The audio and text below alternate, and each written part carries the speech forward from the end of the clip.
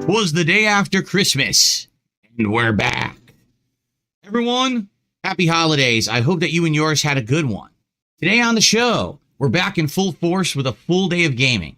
I want to tell you all about my Christmas because actually it was one of the best in like recent memory, like maybe even the last 10 plus years. It was a superb holiday for me, and I want to tell you all about what we were up to.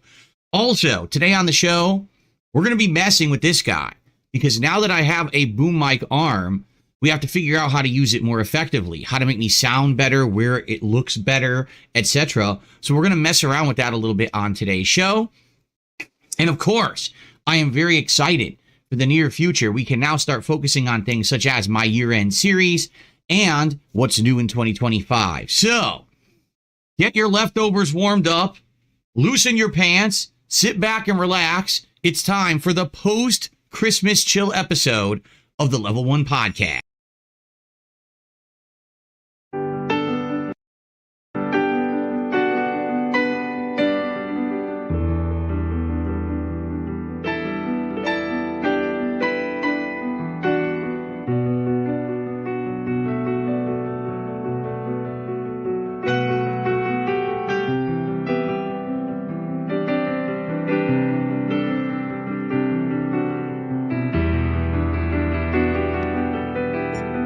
Alrighty, everyone. So, indeed, Christmas is over. And so, we now have to pack up all of the red hats and the tinsel and the holly and the wreaths until next year. Yeah, right. No way. As you know, here on DSP Gaming, I keep this stuff going at least for another week. I feel like if you're going to take the time to dedicate to decorate and do all of this stuff, that basically you should keep it going at least until the new year. And so you're going to see around here, I'm going to keep up the festive fun for about one more week. Once we hit 2025, that is actually when I will be doing new backgrounds. Well, not new backgrounds, but new animations for contributions. You won't see the Christmas stuff here on the digital frame anymore, but one more week of the festivities until the year end. All right. So first off, before we even begin, I hope that you and yours all had an absolutely great Christmas this year. Obviously, we had a lot going on. For me, particularly, if you can't tell, I mean, just taking a look, if you haven't been here, imagine if you haven't been here for like 2-3 months, right? I haven't checked out Phil's stuff in 2-3 months. Let's see how he's doing after Christmas. What in the holy hell is going on over there? Right? You're blown away. So, yeah, for all of you, I hope you had a safe and fun one. I had a really great Christmas. Like, no exaggeration, probably one of the best I've had that I can even remember. Because people always say, well, what was the best Christmas you ever had? What was the best present you ever had?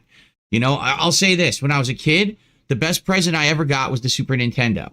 And as an adult, the best present I ever got was to spend a whole day with my wife and my cat, but my wife yesterday, and everything pretty much went right. Like, I can't even think about a single negative thing that happened. We got to relax with each other all day long, cook, eat, game, relax. Like, everything went well. Okay, it wasn't exactly 100% perfect, but nothing in life is, right? And I'll tell you all about it. Now, listen, if you're expecting some exciting story, you're probably not going to get it. But if you're an adult and you want to hear a story of relaxing and fun, you're in the right place because, man, it was a good one. And I even told you guys that's what I was looking for, right? Like, I was just looking to have a relaxing day with my wife. And people ask me this year, what do you want? That's it. That's literally all I wanted. I didn't want any physical things, right? Don't send me a gift or monetary stuff. I just want to have a good day with my wife, and I got it. And that's the best Christmas present that you can have when you get older. So I am excited to share that story with all of you. All right. That's one of the major focuses of today's show. Also, as you can see, I have a new boom mic arm. Now, the improvements to the studio ever improve. And now I actually feel confident calling this a studio. Previously, it was just a musky, dark room full of equipment That was not well set up. That was not well executed. It was just a mess for a decade. But now I actually have a studio, and I feel confident about it. So FYI, some of the improvements I'm trying to make right now are, audio visual stuff. Visual, I think we've really gotten to a point where, the lighting's better, the camera's better, the capture quality and streaming quality is better. But now it's time to kind of tweak a little bit with the audio. And everyone who does this professionally has a good mic system, except for me.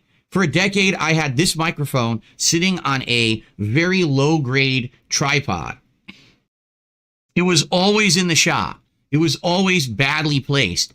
And because of that, I was just like, man, the audio was what it was. It wasn't even until earlier this year that I started messing with microphone filters, which I could have been using for the greater part of a decade, right? So now, with the new setup, I've been messing with different boom arms. I actually got two. Okay. Well, first of all, I got this weighted like stand to put on the desk. It didn't really work. We used it for a day and it wasn't really working. It was kind of like not doing the angles that I wanted, and it wasn't giving me the flexibility that I wanted. So I actually ordered two different brands of microphone boom arm. And I guess we'll get into it now. Let's cover this now before we get to the Christmas story. Why not just, cover this topic? So here's the deal with trying to order stuff online, okay? You cannot trust how anything looks. You cannot trust online reviews. None of it is trustworthy. Zero. You can't tell anything, right? You just can't. It's so confusing. And even pricing to some extent. You might think, oh, I'm paying more for this one than this one. It'll be better.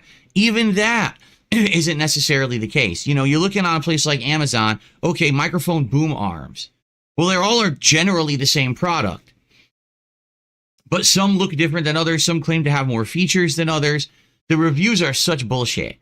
Oh yeah, this one has 3,000 positive reviews. But how many are real and how many are botted and how many are bought? Because a lot of these companies are like, oh, if you buy our product and then you go leave a positive review, we send you something free. That actually happened to me a few years ago. I bought this fan off Amazon that was supposed to be a quiet fan. And it outright said, if you leave the review after the fact, we will send you another fan for free. And they did. So, it's all a game, right? It really is. So, right now, here's my setup. I have a boom arm from one company, and I'm actually using a clamp from another company. What do you mean, Phil? Well, I ordered two boom arms. All right, both of them had similar ratings. They were both around like 30, 40 bucks each. Okay, and I'm like, well, let me try two because I can easily return stuff from Amazon. All you got to do is process it, bring it to the local Kohl's store. Not a big deal. Let's try them, right? So I order them. They both show up, and they both look almost the same. They almost look like the same product, right? And you open them up, and you try to adjust. One of them is easily maneuverable, adjustable, seems pretty heavy duty, seems like great quality craftsmanship.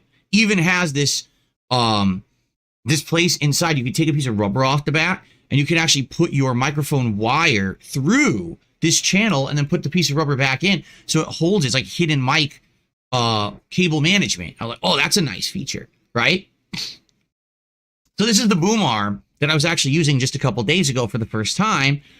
But the problem is the clamp they gave you was terrible. It was like a really low end clamp. It didn't have a good grip. It wasn't even like deep enough to really grab the end of a table. So I go to put it on my table and I get it on there tight and I'm using it, and all of a sudden it falls off during the stream the other day. And I'm like, well, that's obviously not ideal. You can't have that happening.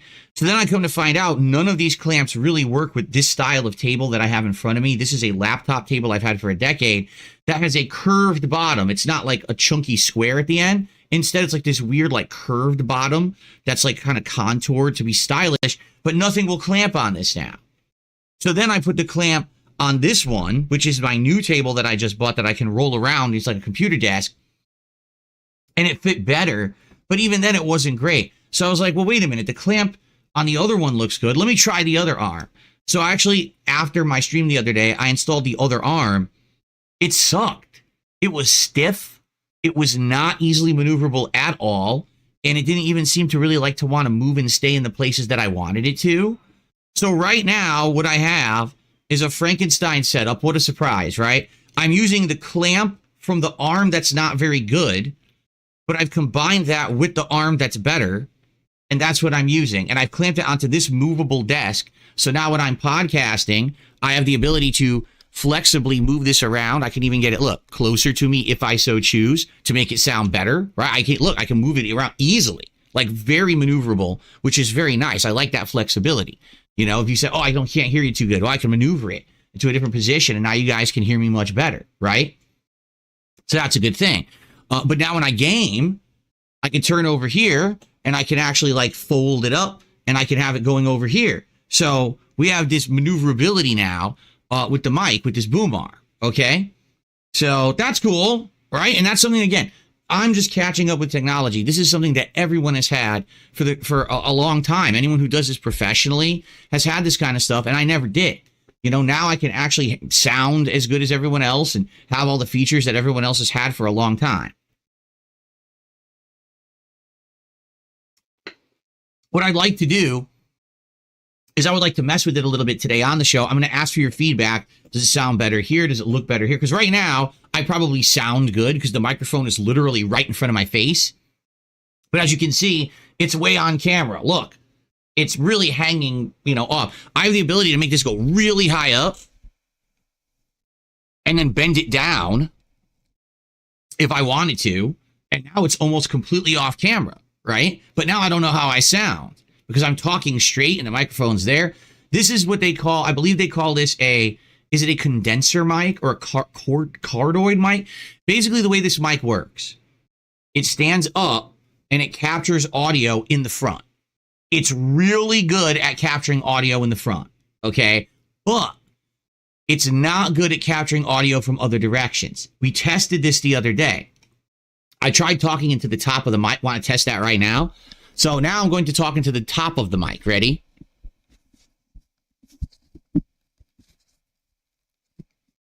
Hey everyone, I'm talking directly into the top of the mic right now. How does that sound? Muffled, right? Because this is not a mic designed for this. There are microphones designed for that, but not this one. Correct? Now, can we confirm that this is sounding more muffled?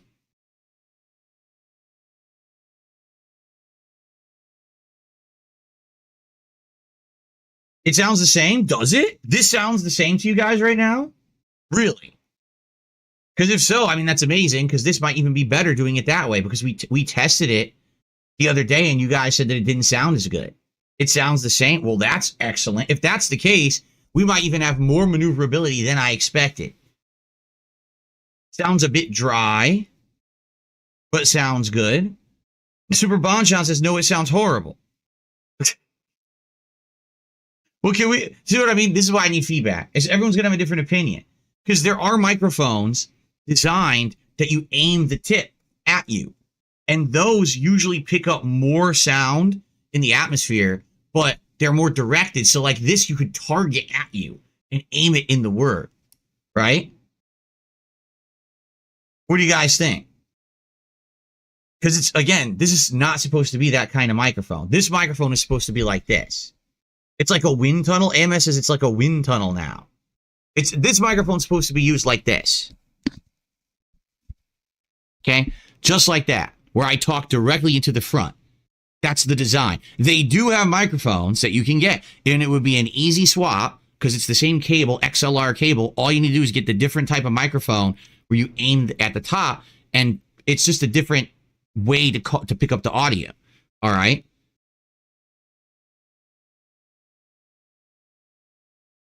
So I don't sound the same when I tilt it. It picks you up much better this way. That's what I thought. This is the kind of mic it is. It's meant to be a mic that you talk to the front. Okay? Now, here's a question. So you hear me now. I'm talking directly to the front of the mic. Okay? Now, let's try to maneuver it a little higher. People are saying it sounds much better this way. I'm glad to hear that's what I thought. Much better bass. Exactly. This is now picking up the full range of my voice, including bass and everything. And that's the difference. If I have it far away, you don't hear any bass, okay? Let me try something. I want to see how high can I make this microphone, like off camera, right? So now it's like way above off camera, okay? And now if I angle it down like that. So how does that sound? Does this sound just as good? Now, I'm going to talk directly to the camera rather than talking up at the mic. I'm just going to talk straight. And I'm curious, does this sound the same that it just did, or has it already sounding worse? Because it very well could be. This mic is over a decade old. It's still a great mic. It's Audio-Technica. It's a really high-grade mic. I paid a lot of money for it over a decade ago. I think it was over $100, the microphone. Okay? So it stood the test of time. It's never had an issue. But it is the type of mic that you have to be talking directly at the face of it. If you don't, it doesn't sound as good. It's the same. Okay. Not much difference at all. Okay. So what I'm going to eventually want to do, I'm going to want to figure out a way to get it to sound great, but not be on camera as much. Okay. I feel like if it's up here, it's not a big deal. When it was like here, it was blocking my arms, my body. You know, when you do this, when the mic is up here, now look, you can see me fully with the shot. The AI shot can now catch all of my arms, all of my body. Even here, I turn the game. See, it's catching my whole body. It's not erasing parts of my body. That's ideally what you want. You see, you want to have as high as possible and get it off camera. That's what most professionals do. Or there's another thing that they do, but this wouldn't work for me. They have what's called a very low angle mic. The low angle ones, okay, you put way down low on your desk and you try to get them under your camera, but that's never really going to work for me, especially because the way I'm gaming now, it's going to block my whole arm and everything if I were to have one like that. Or it would block my line of sight to the TV. So I don't want that. A lot of people are using that because they're more like PC gamers sitting at a desk with the monitors right in front of them, but I don't have that. So I don't think that would work. Get a Shure SM7B microphone and point it down. Yeah, is that a good one? Let me take a look. Probably super expensive. Watch this. Shure SM7B. Here it is. Oh yeah. For low price of $359. Oh, pittance, right? That's like I fart out that kind of money. Right? Absolutely. Oh yeah. Of course. $359. Limited time deal. Oh yeah, limited time deal my ass. I'm trying to see what it uses. Does it just use XLR cable? I mean, I'm probably not getting a $360 mic. That seems a bit excessive.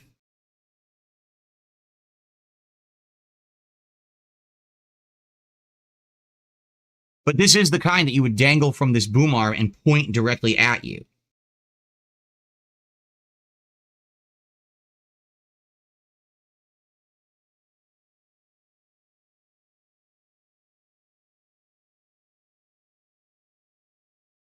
What's weird is I'm not sure it uses the XLR cable. It says XLR, but I'm not seeing it use an XLR cable. Oh, wait, I think it is. Is that it right there? It is. It uses XLR. It's just upside down. Okay. Because my whole setup would work. I would just need the new microphone. I don't know, $360 is a big ask. That's so expensive, man.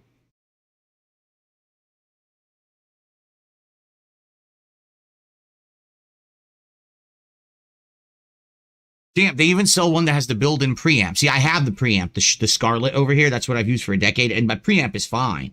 But, damn. It has one with a built-in preamp for only $450. Oh, what a steal.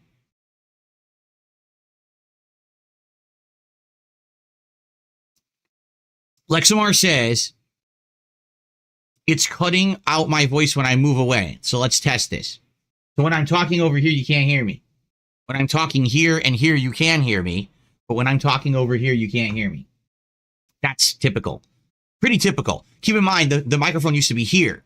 So it would catch everything in a range, right? But the problem now is because I'm going to be gaming over here for PC gaming, I need to have the microphone in this vicinity.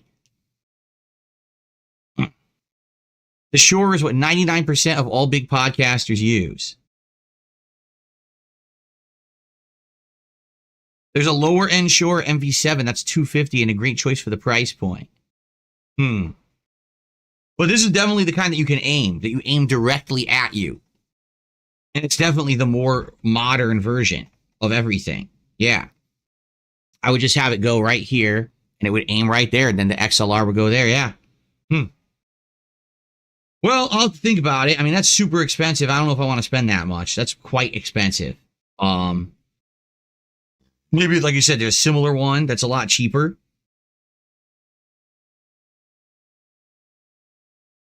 I have to see.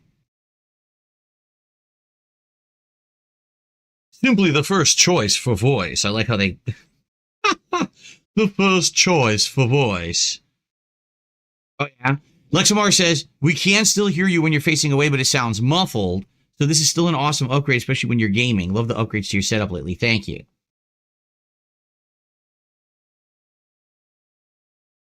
The cost of doing business. Well, no. Admittedly, here's the deal. I want to do all the upgrades before the end of the year. Anything that I buy right now is basically an end of the year tax write-off. So all these upgrades I'm doing are all tax write-offs for the end of 2024. So it makes more sense to do them all before the end of December than to hold off. So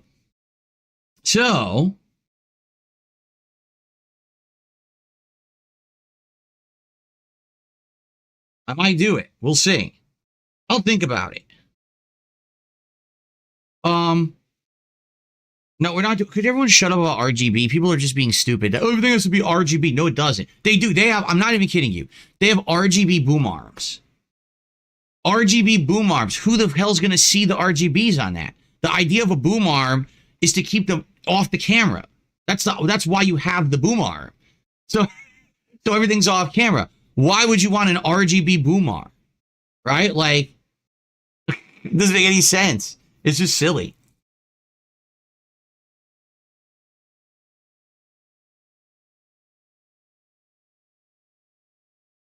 Mount the mic upside down. It's too high right now. You mean spin it upside down? I could. Let me see. Well, that's gonna screw the cable up if I do that. I could do that, but the cable would be screwed up. I wish I could rotate this rod, but the rod doesn't rotate. See? Like, so I could do that. See that?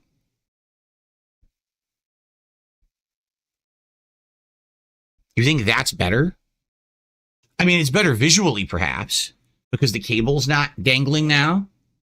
So maybe visually that looks a little better. Now it's upside down, but I don't know how that affects the capturing of the audio.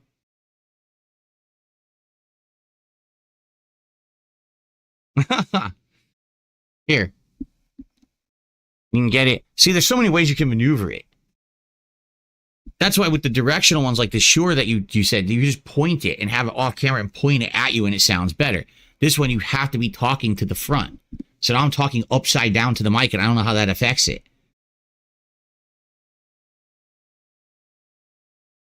It won't affect the audio being upside down, no? Sounds the same? I can even do this. Now it's even more off camera. See that? Now it literally blends in with the background. You can't even really see it.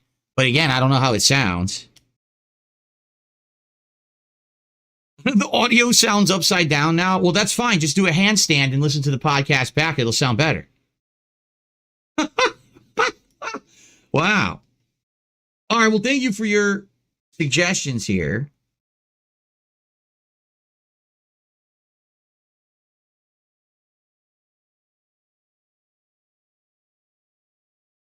I'll look into it. I'll try to figure out what I want to do here. The crazy thing about the Shure is the one that has the built-in preamp. So it's in the mic.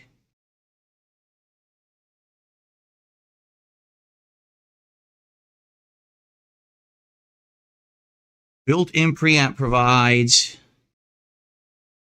Yeah, look. You can add auto gain and everything. I mean, I don't care. I don't even use the preamp, honestly. It just kind of sits there. It is true to reduce the amount of peripheral products. I wouldn't need the Scarlett anymore. The Focusrite Scarlett that I've been using for a year.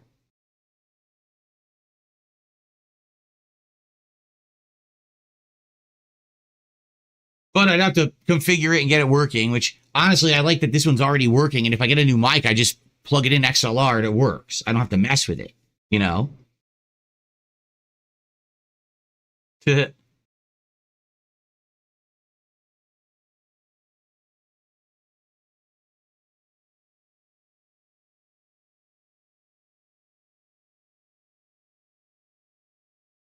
Carl the actor says at this point it would be easier to just say what doesn't have RGB nowadays. Yeah, it's pretty ridiculous. You can get RGB on anything, and it doesn't even make sense. Like, why would you want RGB on your mouse pad? You really want RGB there in your face as you're trying to play, like blaring in your eyeballs, right? Like, get RGB on the boom mic arm. The idea of the boom mic arm is to have it off camera. That's what you have the boom mic for. Why else would you have the arm? It's just, well, you know, the whole idea is it doesn't block your camera shot. It maneuvers the mic better in a place where it doesn't affect you. Why the holy hell would you want RGBs on it?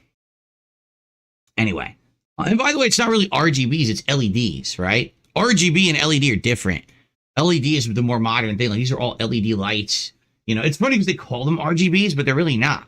They're way more versatile than just RGB. But anyway, all right. So how does this sound? You think this sounds good? I'd say this is a pretty good setup for now. I actually do have, of course, again, I'm trying to compare all these. I have another one coming tomorrow. The other one that I have coming is a 3-arm system, not 3 arms, but 3 parts to the arm. This is a 2-arm system, which is good. It goes high, as you can see. Oh, that's actually really good how it stays off camera there. Look at that. But there's a 3-arm system that I'm going to try, or I keep saying 3-part system. The 3-part system, I think, goes even higher. So I'd be able to actually like arch it higher up and go down at the angle. So we'll see. It's coming tomorrow, and if it's not good, I'm just going to return it. That's the thing. The good thing is I could easily test these products out, and if they're not good, I can return them. That's what the whole system is meant to do, you know? So we'll see. And thank you for the recommendation. I don't know if I want to drop that much money on a microphone, quite frankly.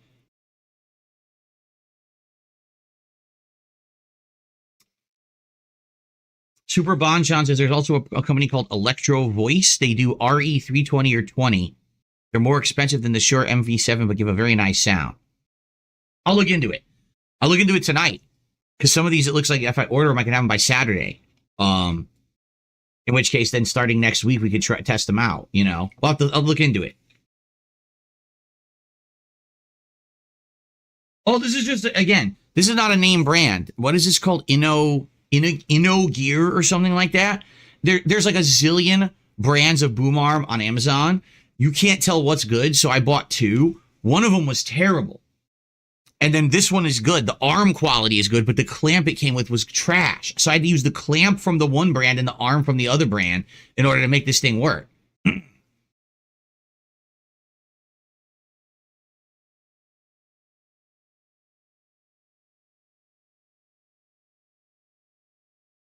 Well, it's funny enough, you know, when I bought my setup 10 years ago, it was good stuff. Like, this Focusrite Scarlett was known as one of the highest rated preamps. And this microphone, I mean, this wasn't top of the line, but this microphone was known to be one of the better microphones for what I was doing. You know, in 10 years, everything changed. Everyone became a podcaster. Everyone became a streamer. Everyone started using new equipment. And now it's all different, right? If I move it there, now you can see the tree, but now it's not as angled. So it probably doesn't sound as good. It's further to the right. See, right now it sounds good, right? But when I watch this.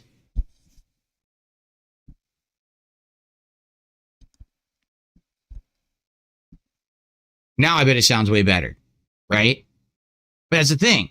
You need it like in your face, and then it sounds great. If it's right in the face, it sounds better. You get more bass, right? But now it's in the shot. So it's like, there's your trade-off. What do you want? Do you want it in the shop? It still looks good if I use the effects, you know? I don't know how to trust you guys because, well, just listen to this. Ruben says that's way better. Avarice says it sounds the same. Diamond says right, and he's agreeing with me that it sounds better. So everyone disagrees. Some people say, oh yeah, it's much better. Others like it's the same.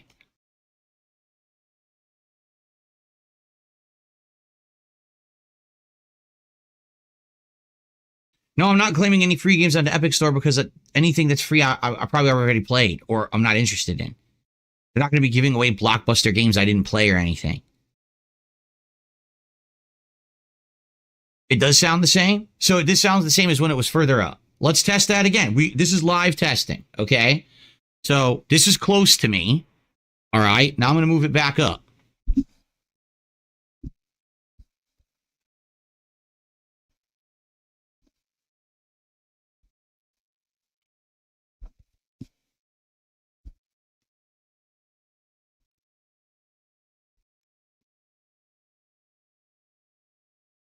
Okay, how does it sound now? Now it's almost completely off camera, as you can see. Does it sound exactly the same or does it sound a little different?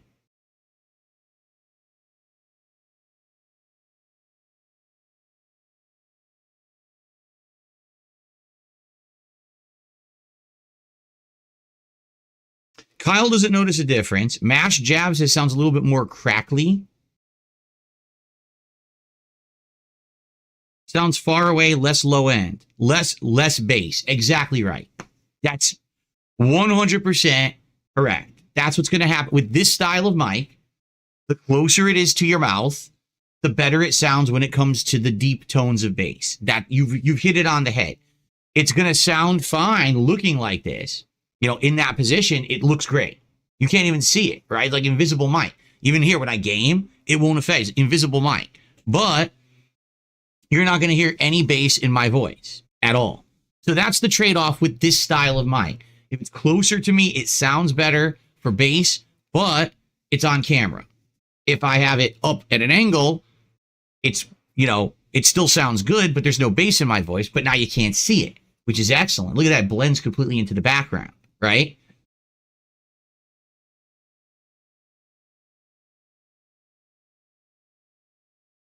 Shaolin says, less bass, but not bad. Doesn't really need all the bass. The only way to get full quality, but also angled like this, is to buy the expensive mic. Like if I buy the $360 Shure mic, it will angle well because it's directional. It'll aim at me. I'll be able to have it up here and it'll still sound great. You'll still hear the bass and everything. So I guess I'll look into it. Maybe I will get it. Maybe I won't. I'll think about it. Like I said, this is the last push for upgrades. This is the year-end stuff for me. After 2025 hits, I don't want to be spending any more money on the setup. That's why I'm trying to get in everything. I got a wrist rest now for my keyboard over here. I actually have a pad coming for the table here because this is my new movable PC desk. And I have a full pad. Instead of just getting a mouse pad, I got a pad for the whole top. So now I'm going to put everything down on it. It's going to be comfortable and padded and everything. That's coming. Oh, yeah. One other upgrade. This is something I've wanted to do for years, and I may finally be able to do it. I got 2 different mountable arms for this desk, for the webcam, and for the new lighting system. Now, I don't know if they're going to work because I don't know what the weight limit is on these things, and they're not clear. You read them, and it doesn't even tell you. Again, you order anything off of Amazon, you have no clue the quality you're getting. So I have one. It's a clippable arm that's a bendy arm, and I was going to put the webcam on that. And then I have another one that's a big clippable arm that's actually supposed to be sturdy and durable. And I wanted to get that one for the light. And if I can clip those onto this desk, I can get rid of every single tripod in the room. I would no longer have to have any tripods with legs sticking out, tripping and everything. That's my number one problem with my office setup, is that there's always been 100 tripods out. Right now I have 2, one for the camera, one for the light, and I had a third one for the mic. I just got rid of the one for the mic. So now my goal is to try to get rid of all of them, to have everything on these arms that are attached to the desks. Then I have no trippable area at all. Everything would be nice and neat, open air, able to move around. The tripods are out of control, and I've had it for like that for 10 years. So Oh, I know. King Penguin says, if you get a new mic, everyone's just going to complain about it. Oh, I'm well aware. Every single time I've changed anything or upgraded anything, everyone complains. Everyone complains. Right now, people are complaining about the lights. Oh, I don't like the lights. Why could you just do one color? What's wrong with this? It's a nice flat, gradient between red and green. Oh, no, I don't like that.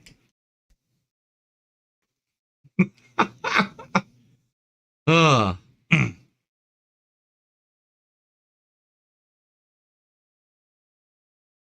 Get an adapter so you can mount the lights and camera on a single tripod. Then I might as well just buy a new tripod too, because there's the thing. All my equipment's old. The tripods I'm using are over a decade old. They're not great. The legs don't even work that well. That's why I'm looking to replace them too. Like, I don't want to buy new tripods. I don't really need tripods. I just need a way to mount these things to point at me. And the tripod is more for like, you're filming outdoors with a camera and you need to angle and everything. And the truth is, for example, when I was unboxing these PCs and setting them up, it was hard for me to turn the camera around and show you because I was on a tripod.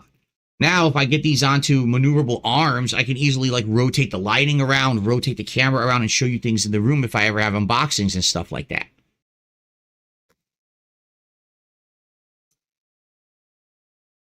So anyway, so I got a lot of stuff coming. Yeah, what do I have coming tomorrow? Tomorrow I have the pad for the top of the desk here, the two arms, one for the camera, one for the lighting. I don't know if they're going to work.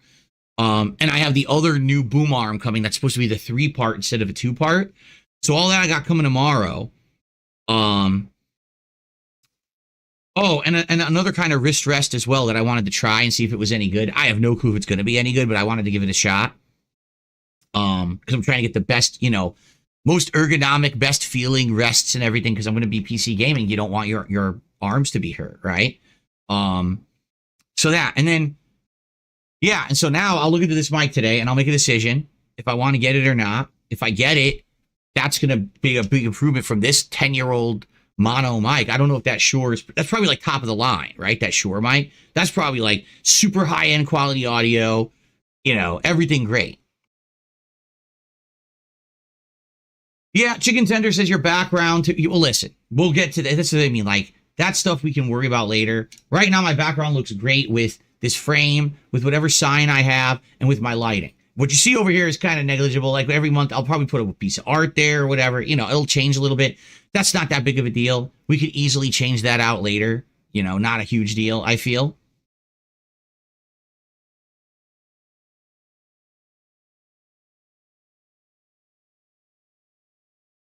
James says, at least you're not using toilet seat headphones anymore. I have open air now. I can actually use the speakers on my TV and they sound great and you guys don't hear them. So that's good.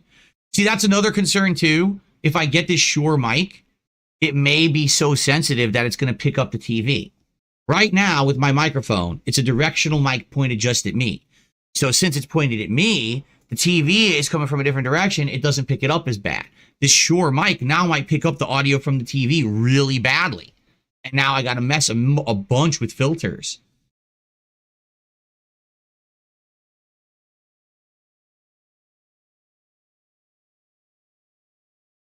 Actually, Kyle, that's how it used to be. He says maybe the table's just with 2 black tablecloths. That's how it used to be. It used to be just like 2 black or 1 black, 1 green.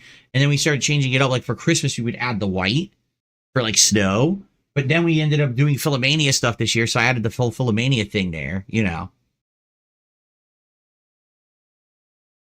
Mr. Jizzlefizz, I am a PC gamer. Dude, he says, oh, wait, you're going to be a PC gamer now? Yeah, I am. I've had this PC since August. Now I have keyboard and mouse. I'm 100% gung-ho PC unless it's on console only and there's a reason to play it on console. I'm a PC gamer now.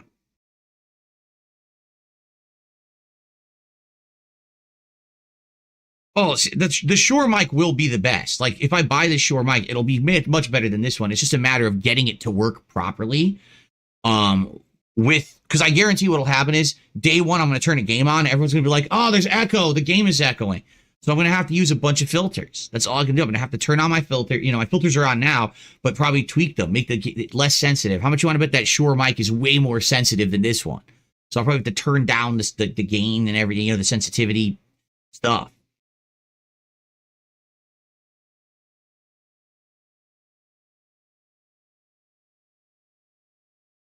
Didn't I get an RGB mic a few months ago?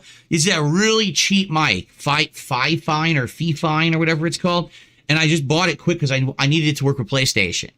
That's what I got. Yeah, and the stupid thing glows RGBs. I hate it. I don't want them, but you can't turn them off. By default, it has stupid RGBs glowing.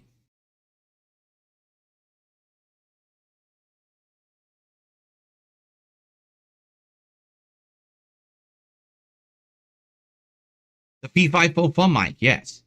All right. Well, we've had our audio discussion. Right now, it seems like having the mic at a tall angle like this is working well visually. Question is, audio-wise, is it good enough? I'm curious. I'm sure people are watching the podcast back, and you're going to give me feedback, right? You're going to be like, oh, I liked it this way or that way. Let me know. But very strong consideration. I'm probably going to get a new mic since people now are saying, yeah, you know, these are the ones everyone's using. Maybe now is the time. Like I said, I would have to do it now, okay, so that it's a tax write-off for the end of the year. It would, you know, do it now rather than wait a whole year for it. So this is the time, probably today or tomorrow, get my last purchases in with the setup. And again, if it's something that I don't like or ends up not working, I can just easily return these things anyway. Yeah. Okay.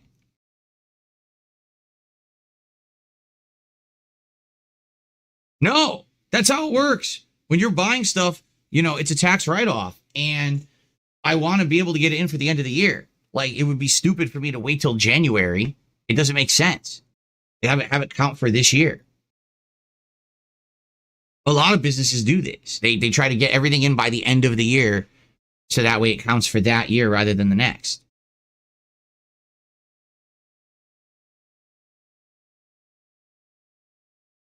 Okay. All right, well, I think we've done a long enough mic segment, haven't we? All right. A couple quick shout outs. By the way, guys, I mean, here we are 45 minutes into the podcast. I haven't even mentioned anything yet, but look at our goals. At the beginning of this week, we were just at hitting barely 20. Remember, we hit 20 on Sunday, did we not? And now we're at 26 on Thursday, which is amazing. You know, thank you so much, guys. You allowed me to hit 5 goals during my Christmas marathon, and then we even hit the goal on Christmas Eve. So thank you. We're at 26. We're all, more than halfway to 30. Remember, at 30 is the next DSP tries it.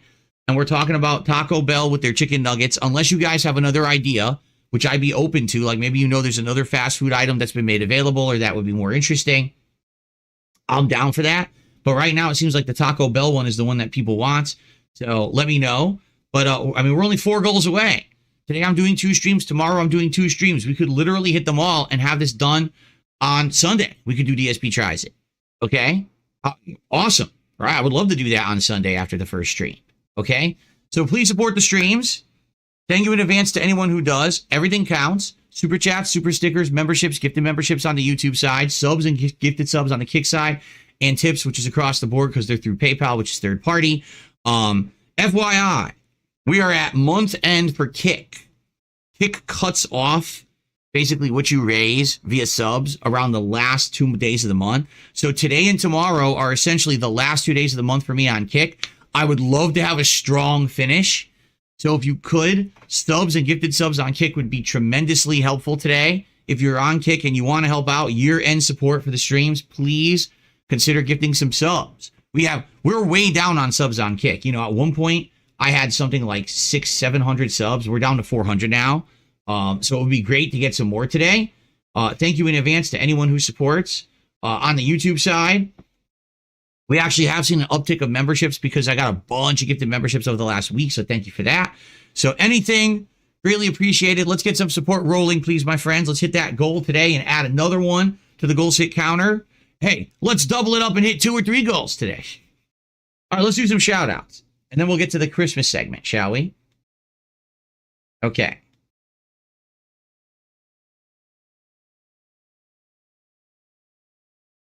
So I received a $2 tip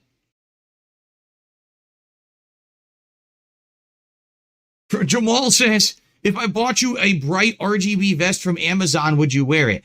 As a gimmick, as a silly thing, yes, I would. I would not be wearing it all the time, nor would I would not put it on every stream. You got to understand that something like that might actually bother people.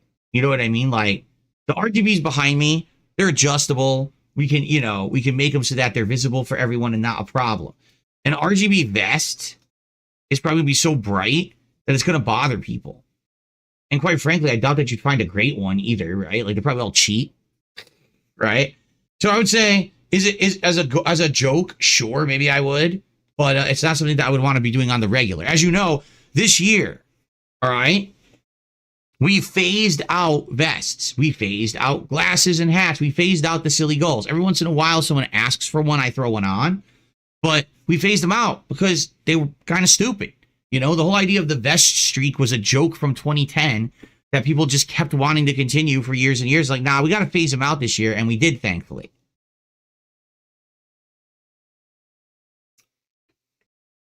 See, Kickstaff Greg says, maybe RGB vest for $1,000 in tips. No, maybe it would be like for a milestone, right? We hit some kind of a support milestone. I throw the silly vest on.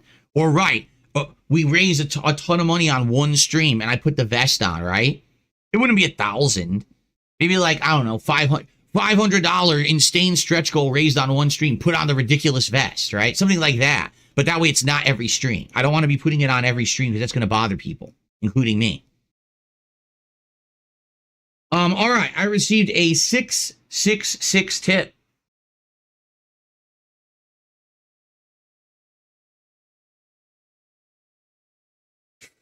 Did you check your mail today? No. It's the day after Christmas. I did not check my mail today. And if there's something in the mail that I don't recognize, it's going right in the trash. So, so better hope that there's nothing in the mail sent to me that I didn't ask for. Because as I've stated, sadly, as fun as that might sound, oh, you're a content creator and people want to send you stuff that you could like just have as like a gift or something for Christmas. Sadly, no. Not possible. I have so many malicious people over the years who have done some pretty messed up stuff, sent me some messed up stuff. Anything that shows up at my house that I don't know what it is, I literally throw directly into the trash can, and I never think twice about it. It's the thing I need to do for the safety of my family. I know that sounds scary and weird, but it's just true. That's how I have to treat it. Really, really sad, but, you know, there are really sick-minded, malicious people out there. And so that's it. I just have to be safe. So, no, I didn't check my mail today. It's the day after Christmas. I don't even know if the mail probably isn't even delivered. If they even are delivering it today, who knows with the United States Postal Service. What if I threw away $100,000? Well, number one, I don't know how anyone could have put $100,000 into the mail. You know how much money that would be? Like, even if it was like $100 bills, it would be like a giant thing. Like, what are you talking about? Okay. All right. Well, folks, second half of the show.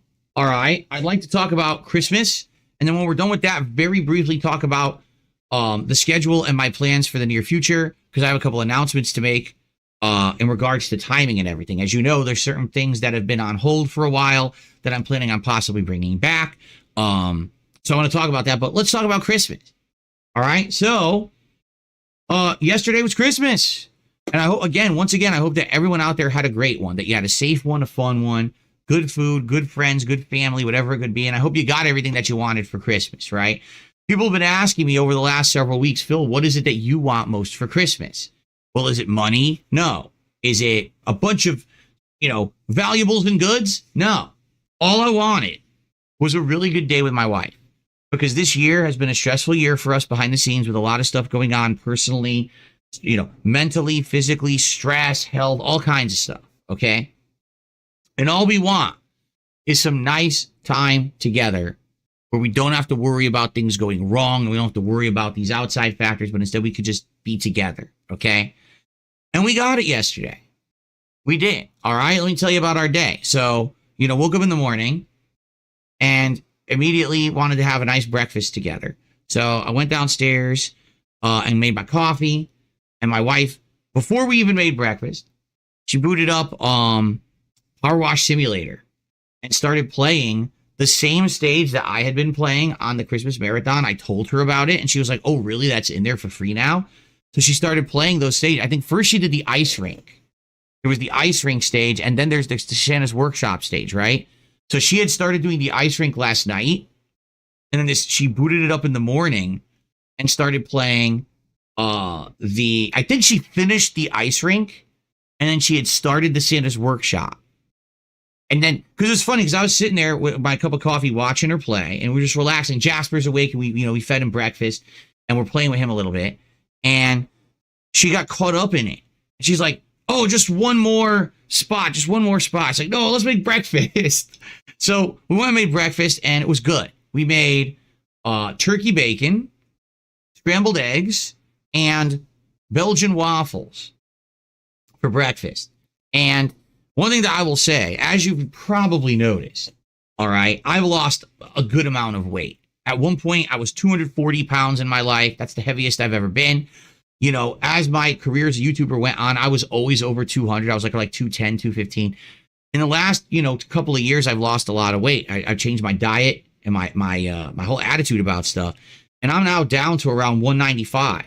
So because I've changed it, I don't eat as much anymore. Like even on days when you would gorge or whatever, I can't eat as much anymore. All right. So we made all this food. We made all this turkey bacon and these waffles and scrambled eggs. And I ate one piece of turkey bacon.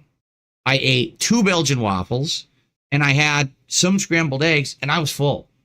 Even though, I used to be the kind of guy, oh, it's Christmas morning, I'll gorge myself and I'll just keep eating and eating. Can't even do it anymore. Like you get to the point where your stomach doesn't want it anymore. You're like, you don't want to eat that much. So I didn't, I was like, this is good on me that now I've trained my body to not expect to be gorging constantly. And it doesn't even want that much food. It actually starts to feel upset if you're giving it too much food. So that was good. All right. So we had a good breakfast. The only bummer, okay, there was a bummer.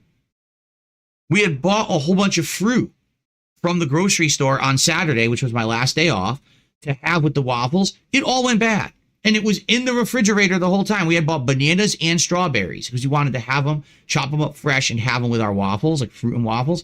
They were all moldy and disgusting only a few days after having bought them, even though we refrigerated them. So it's kind of messed up. I think, I hate to say it, out here where I live on the West Coast, everything's very lackadaisical. Very little discipline, very little caring about too much. Like really, the people out here are just like fucking up in the clouds. So I guarantee you they're like, oh, who cares if this fruit's old? Just fucking put it out and have all these suckers buy it. Who cares if it's their Christmas celebrations and families are getting together to have good Christmas feasts? Let it all rot in a few days, right? Pretty screwed up. So we ended up throwing up all the fruit and just having like waffles with a little bit of butter and that fake syrup. I didn't want that, but it's like, that's all we have. So we ended up having with that fake syrup shit. Exactly. We didn't want to keep the bananas in the fridge, but we had to because they were already turning brown. We had the bananas for one day and they were already turning brown. It's like, what the hell is this?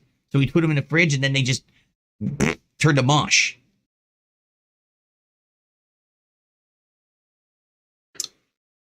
So outside of that, though, breakfast was great.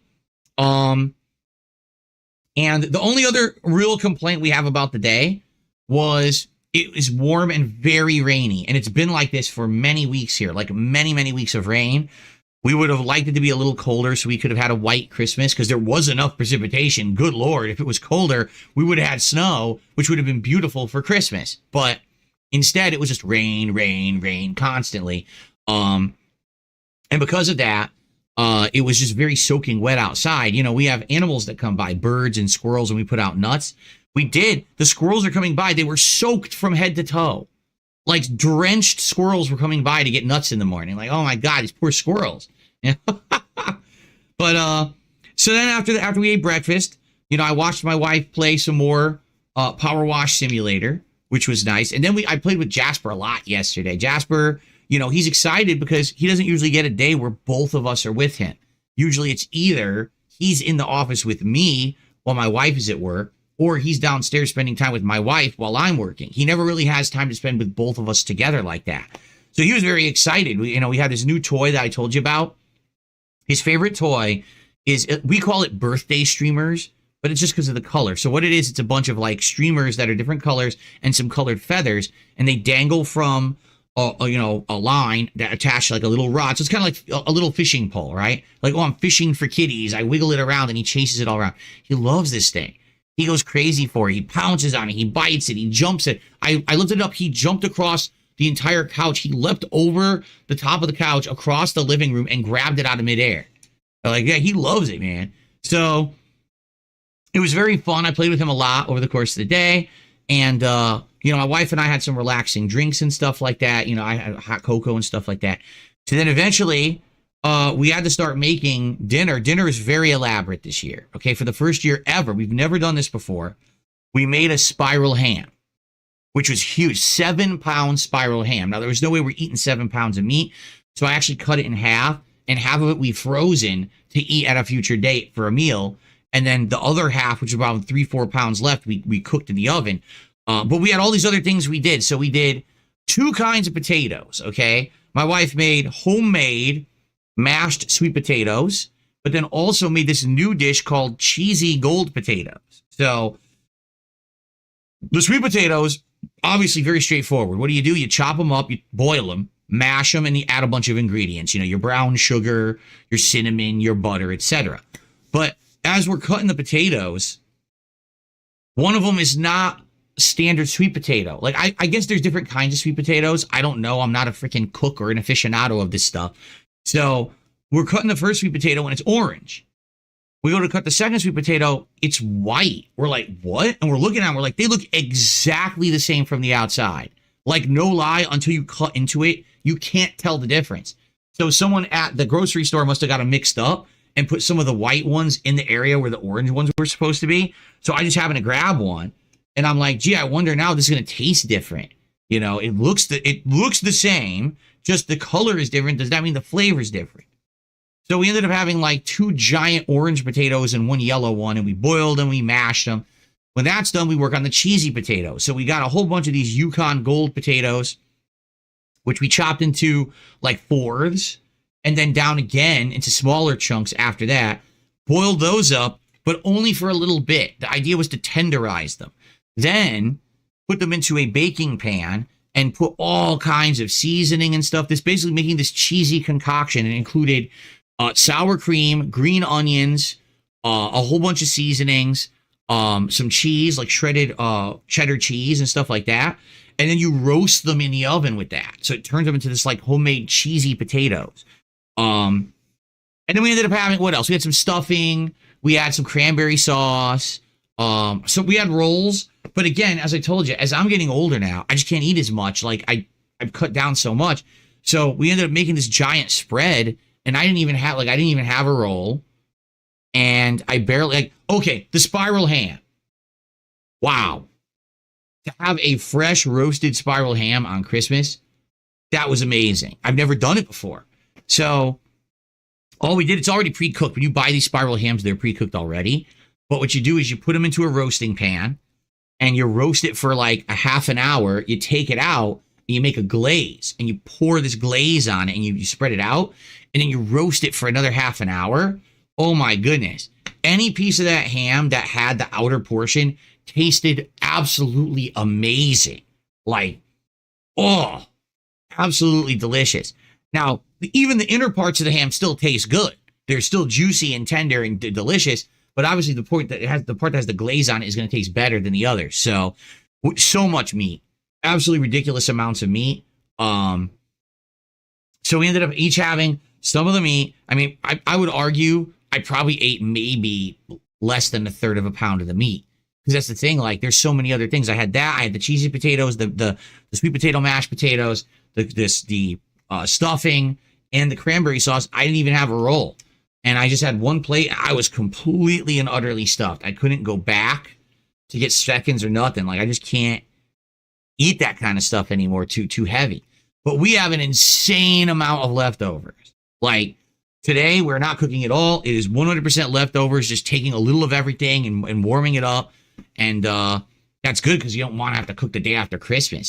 That's the thing. Like, the food yesterday was outstanding, but the problem is the cooking and the cleanup. It took, like, no lie, it took us, I think we started making dinner around 5:30, but we didn't eat until after 8, because that's how long it takes. All that prep work, the baking, like, it was like 3 hours of cooking.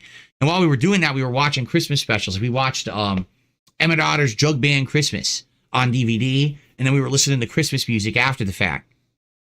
So we actually got to do some Christmas specials and stuff while we were doing the other stuff, which was fun. So we finished all that up. And at the end of the night, we ended up watching the Holiday Baking Challenge show. I guess it was from like Food Network or Cooking Network or whatever from like a million years ago. All those cooking shows are now on HBO Max. So if you have Max, you can watch all those kind of shows. And it's fun. You know, they're making cookies, they're making cakes, they're doing all this crazy kind of stuff. That's all holiday themed. Really, really fun to watch. And just kind of relaxed and had some more time with Jasper Kitty. So overall, 2 amazing meals. You know, a lot of relaxing time. I saw Kat play a lot of, like Power Wash Simulator while we were listening to Christmas music. We watched a Christmas special.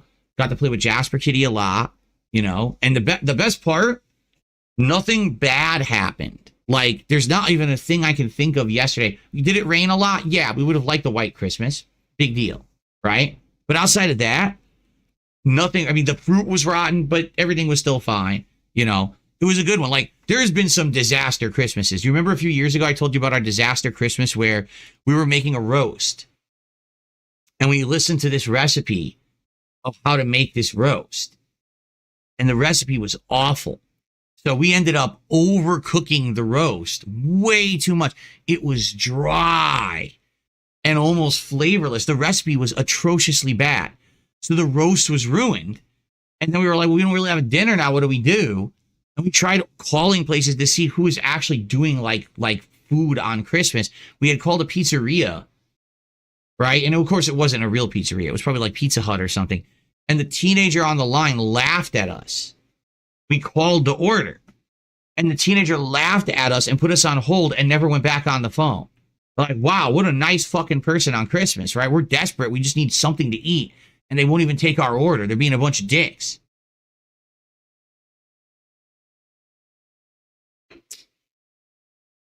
Anyway, so anyway, you know, that's nothing like that. Everything went well, no disasters. Oh, one other thing, our neighbors weren't home. So because of that, it was kind of like having the neighborhood to ourselves. Like there was no noise, you know, like when your neighbors are home, especially during the holidays, sometimes they have friends and family over and they make a lot of noise. You hear banging and everything. It was quiet. It was a quiet day all day. We kind of had the place to ourselves. No, you know, annoyances. Everything went well. The food was good. Relaxing day.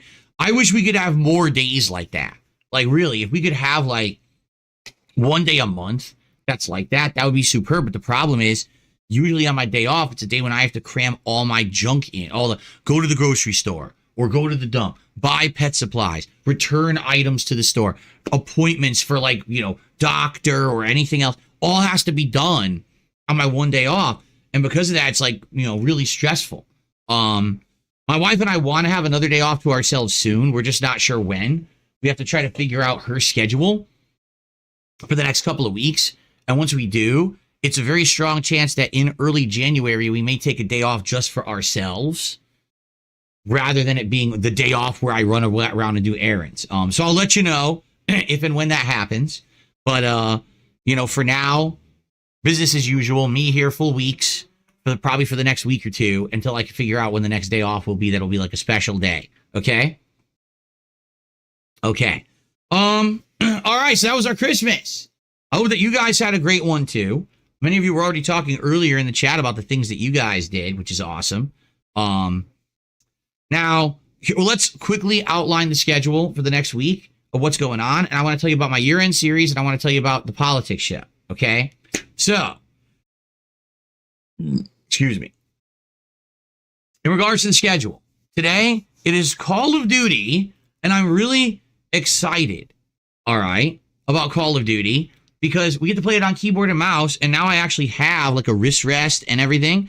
So today's going to be an exciting full stream of Call of Duty, and we're going to see how it goes. I hope it goes well. I hope today ends up being super fun and exciting, and I do well. I played the other night for the first time on keyboard and mouse in over a decade, and I did really well. Like, I was at the top of the leaderboards almost every single game.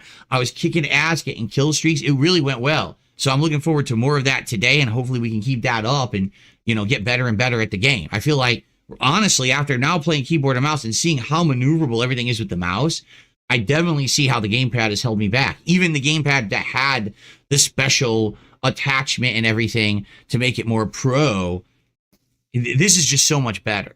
Okay. So I can't wait. Let's see how well I do today. Maybe I can get my second ever chopper gunner. We'll see. Tonight, it's the continuation of Indiana Jones and the Great Circle. We're now in Egypt, the second major area of the game. It's fun because we're exploring and different things are going on. We just got our new outfit that disguises yourself as like one of the people working on the archaeological dig. And we'll continue to explore and do stuff. And that should be a good chill time tonight on the late stream around 6:30 p.m. Pacific time. Tomorrow, major stream of Stalker 2. Finally, I get to play it again. I know I've not gotten to play Stalker 2 a lot. Some people have requested I play it more often. But there's not much I could really do about that since it's been so busy lately. I'll be playing it on keyboard and mouse. Now, one of my complaints about Stalker 2 is that the game is very difficult. Maybe if I can aim better and hit more accurately on keyboard and mouse, maybe it won't be as tough. You know what I mean? Like maybe I'll actually get better shots off, headshots and stuff more often, and then it won't be a big deal that the guns don't do so much damage or whatever. You know, who knows? But we'll see tomorrow when I play. And then tomorrow night, the return of Friday Night Fights. Fighting games returning to DSP Gaming for the first time in several weeks. I'm not sure what to do. Some people want Street Fighter 6 and some people want the Marvel 2 collection. You know, a lot of people kind of hype for Marvel right now because Marvel Rivals is out. So I'm thinking about, I'm leaning towards the Marvel 2 collection, but I don't know if we're going to find enough comp. That's kind of a problem. You know, you want to play a fighting game, you want comp, and I don't know if we're going to have comp. We'll see. I think maybe we'll start with the Marvel collection and see if it works. And if it doesn't, then we switch to Street Fighter 6. Okay. I'm off from streaming on Saturday. That's my normal day off where I'm going to run errands, grocery shopping, etc. When I come back on Sunday, it'll be Marvel Rivals on the day stream. And I'm very excited to play Marvel Rivals on mouse and keyboard. Reason being, I've had issues with accuracy. Trying to play it on pad, I found it very difficult to get accurate shots, especially with the sniper classes like Black Widow and Hawkeye.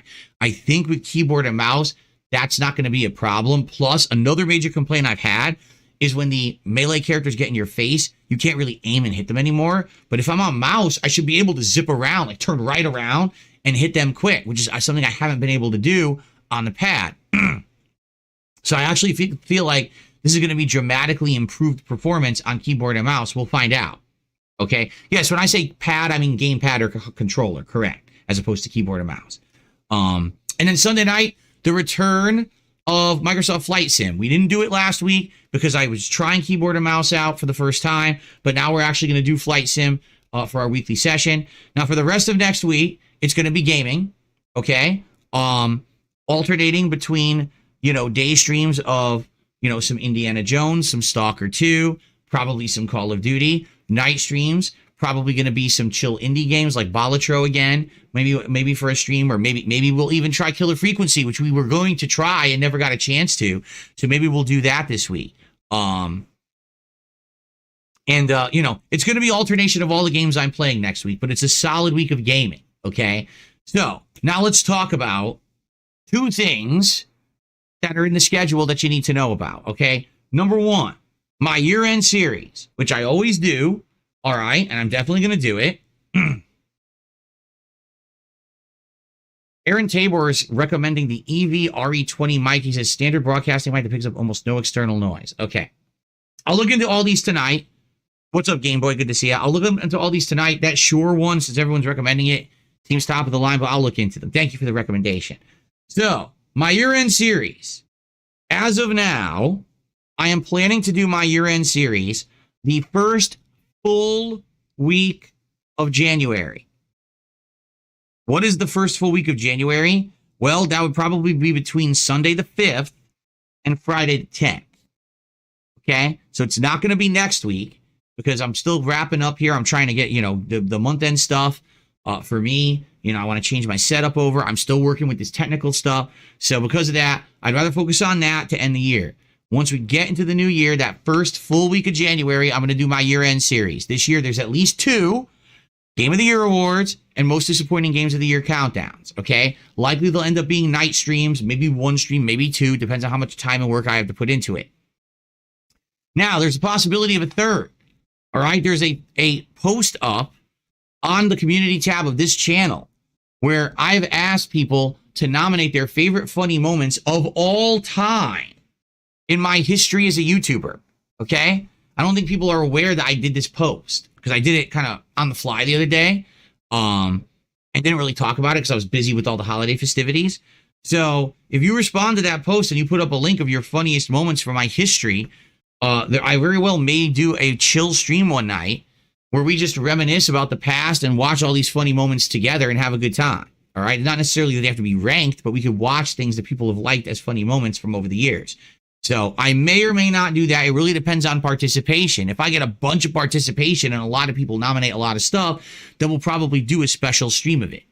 All right. If I don't get a lot of participation, then obviously I probably can't do a special stream of it. Right. So let's see how many people participate in posting that up.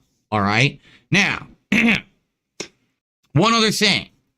PS Politics. As you know, I've had it on hold. I didn't do it last week. I'm not doing it this week. And I told you guys, well, politics will continue in 2025. All right. So I'm here to make the big announcement. In 25 days, Donald Trump will be sworn into office, excuse me, as the president of the United States. All right. So DS Politics will return in January of 2025, either right before he gets sworn in or right after. So I'll take a look at the different news and everything that's going on in politics, and DS Politics will return to coincide with the swearing in of the new president. I feel like that's the best way to do it, because probably the biggest political news will be going on at that time, rather than me trying to do filler episodes of, oh, this is, right now I have like 2 stories that I could talk about. All right. I actually was taking a look at some of this stuff. And here we go. Let me hit save for later. I'm not messing around with the cart here. Okay. So 2 stories that I was looking at. Story number 1.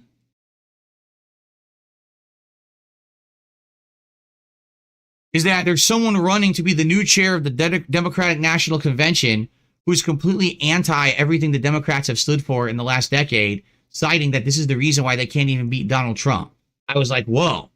Well, yeah, you're right. The Democrats are so off base with what the American people care about. That's why they can't beat Donald Trump. So that's an interesting story to learn about that person and what she's saying. And then I don't know if you guys are aware of this. This was an interesting story. Okay. In Europe, the vast majority of countries in Europe are now no longer caring that Ukraine wins the war against Russia. In fact, most of them are saying we've had enough. This has lasted too long. We'd rather just have them both sides call a truce and stop fighting, rather than being like, oh, we totally want them to win and beat Russia. They just don't care anymore. They've had enough. They basically have such fatigue over this war that they've basically have kind of given up on seeing Ukraine winning. So anyway, that's what I mean. Like, those are some of the topics I could have covered on the politics show this week. Interesting topics, but is that enough to carry a 2+ hour politics show? Probably not. So I think what I'd like to do is wait. Let's wait until, Trump is getting sworn into office. And at that point, there's going to be an insane amount of politics to talk about, right? So let's give it some time to boil. Much like when you're cooking for Christmas, right? You don't want to rush it. You want to let it cook a little bit, roast, percolate, right? Let's let it go. And then when Trump becomes president, immediately there's going to be crazy media blitzes of news and stuff about him and all kinds of politics and stuff like that. So, yeah. So let's come back then to DS Politics. For the meantime, let's focus in on the year-end series. Let's focus in on gameplay. Let's focus in on that kind of stuff. And then we can get back to politics in late January, okay? I feel like it's going to be much better to hit the ground running when Trump is president than trying to do filler episodes now. In addition, we talked about how January is light on games, but not light on content for us because we've got so many possibilities. For example, we could focus in and play a game like Killer Frequency. We could start up our first ever real playthrough of Dino Crisis.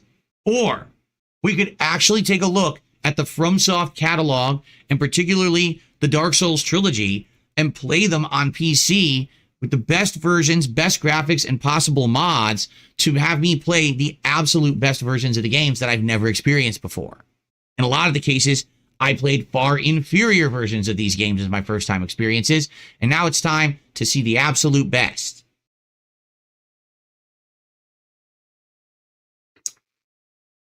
Also, as you know, we're at goal 26, right? So there's a strong possibility that we'll be hitting goal 50. At goal 50, we're going to do a themed marathon per your nominations.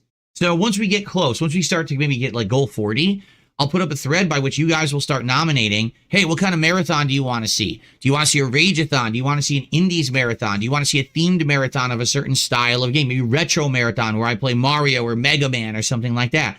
We'll get the ideas in and we will do a marathon.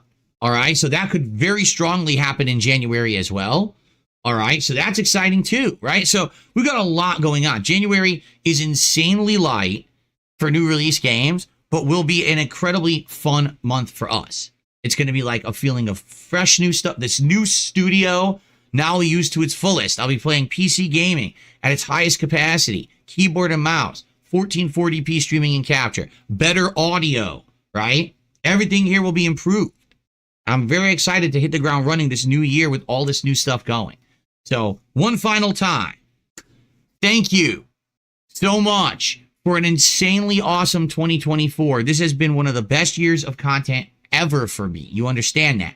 Rejuvenation, a feeling of getting my confidence back, the positivity, knowing that I have people who like the content I'm putting out and want to support it to the point where I can continuously improve my content. And now you see I am reciprocating. Everything that you're giving me, I'm putting back into the setup and trying to make everything constantly better. All right? Thank you so much for that. Okay. I did miss a contribution. It was from Sonic My Shadow, who did a $5 super chat. So that's our first super chat of the day. Hold on. Wow, that was not on the home row keys at all.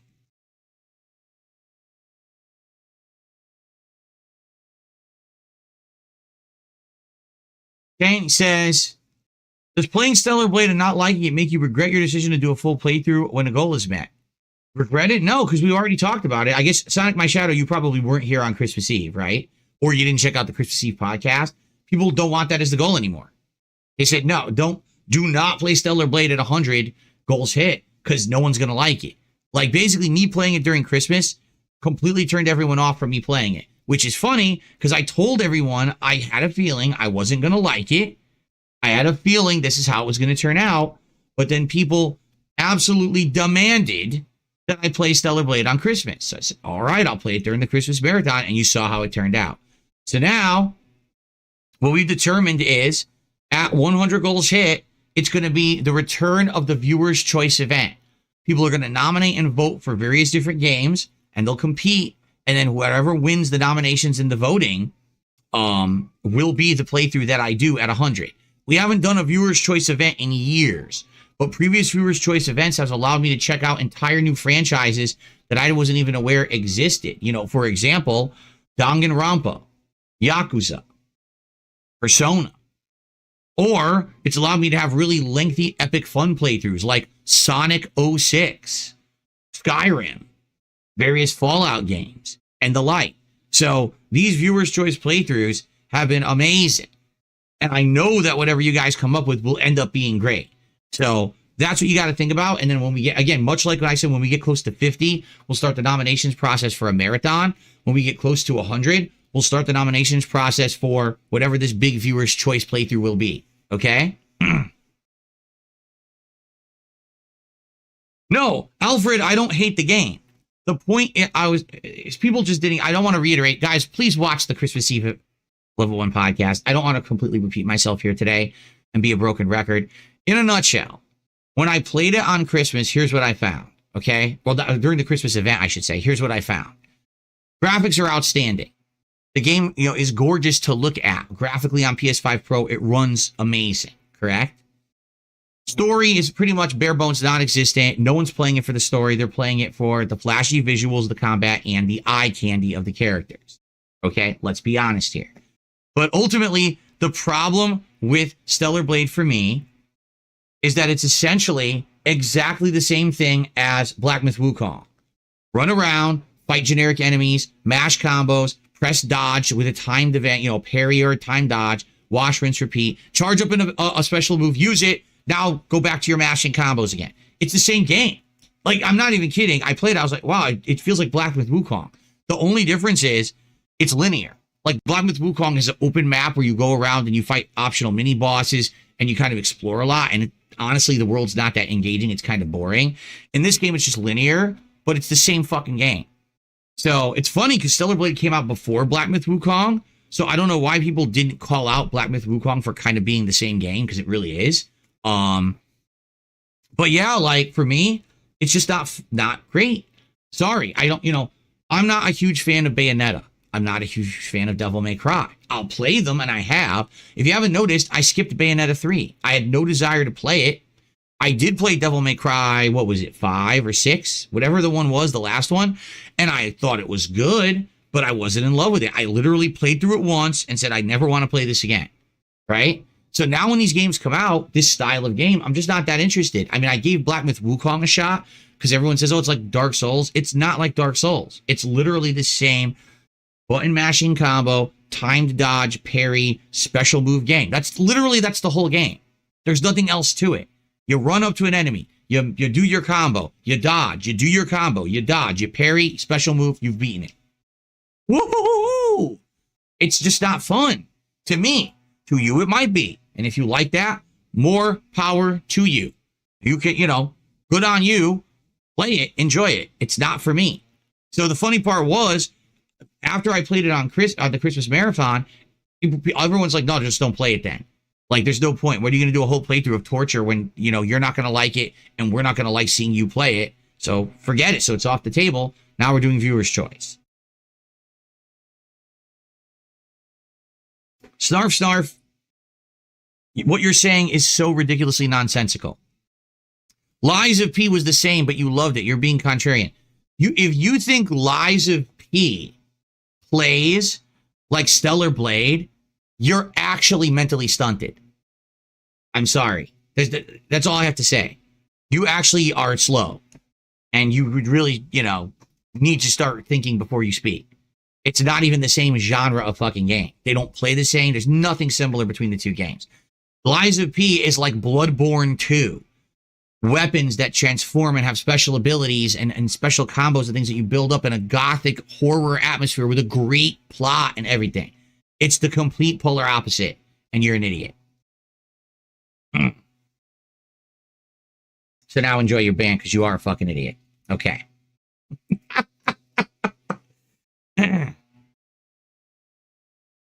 All right. So yeah, all right. So that's everything I have to talk about, guys. Today's Thursday, right? I was just going to say, the landscapers are here today. Normally they'd be here, but it was Christmas yesterday. So it sounds like they're outside. So I'm going to close the window. Give me a sec. Close the window here.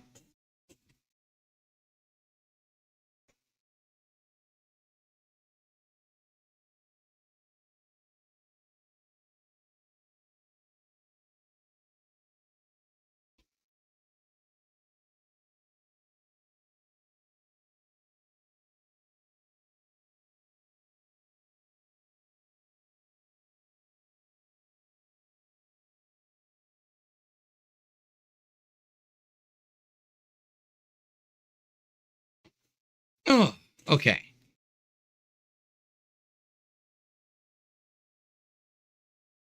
All right. So we have a little bit of extra time. Let's now open up the show to some Q&A. Let's do a little bit of chat before we adjourn and we get into Call of Duty for today. Again, guys, thank you for chilling. Thanks for enjoying the Return podcast. I hope now you're feeling good. I'm in a good mood for today. I'm excited for all the stuff we're about to do. Please support the streams. Right now we're off to a slow start, but that doesn't mean anything. We very well could pick up in a minute here, and would be great. Again, for me, this is the year end for me. So right now, in the next couple of days, if I could have some great days on Kick, that would help me a ton. So if you're watching on Kick, if you could give some subs today or tomorrow to help out with the support, that would help me tremendously for the end of the year. So thanks in advance. And any contributions, greatly appreciated. All right, it'd be great to get something on any direction here. So thank you. Okay, so let's see what people want to talk about. Soul Potato, how are you? Good morning. Good to see you here. Happy holidays. What am I going to play GTA 6 on when it comes out? Whatever it's available on, and from historical track record, when Rockstar puts out a new GTA, they only put it out on console. So I'm going to play it on PS5 Pro, right? Makes sense. If it were cross-platform and was actually coming out on PC the same exact day as PS5 Pro, I'd play it on PC. But I doubt that's going to happen. So it's going to be PS5 Pro. In fact, the viewer who donated the PS5 Pro to me this year outright told me that's likely the reason why they really wanted to give it to me, because they want me to have the top of the line console for when GTA 6 comes out. Outside of that, they did purchase Dragon Age Veilguard for me, and as you know, we played it for like 10, 12 hours and everyone got bored and said never play it again, so I didn't. But yeah, that's pretty much the extent of it. It's going to be on there because that's going to be the best version available, right? What's up, X-Shooter? Happy holidays to you. Gabriel, how are you? Welcome. My afternoon's going great. Thanks for asking, Dark Souls Master. James says, Marvel Rivals got me into the comics again. Maybe it'll do it for you. Very doubtful. So now that I upgraded to Windows 11, my taskbar has a bunch of crap that's popping up. So I'm just going to turn off these widgets. I think then they'll go away. Let's find out. Yep, good. How annoying. These widgets were popping up with news and shit. Like, I don't want that on my taskbar. Get the hell out of here. What did I think of Path of Exile 2? I thought that it played fine. I thought that the graphics were good, but it's Diablo. It's like old school Diablo. Now, I like old school Diablo, but literally when I played it, people were disengaged, said it wasn't very good, and barely supported. There was one person who came in at the end of the stream and threw a giant contribution, so we hit the goal that day, but it wasn't representative of the game being played. It was just someone wanted to be nice. So after having played it that once, I don't realistically see it really working. I mean, if I played it again, I'd be playing it on keyboard and mouse, not that it would play any better. It's the same game. I feel like that's the kind of game that's addictive and fun for the person to play, but not for people to watch. If you're known as a gamer who plays that kind of game, perhaps, but I don't think so. For me, I don't think it's going to work. What's up, King Michael? How are you? No, I did not look at a new boxing game, Undisputed. I'm not really into boxing. I'm not really into sports at all. No one's really even mentioned it to me until you just did. So I didn't even know of its existence.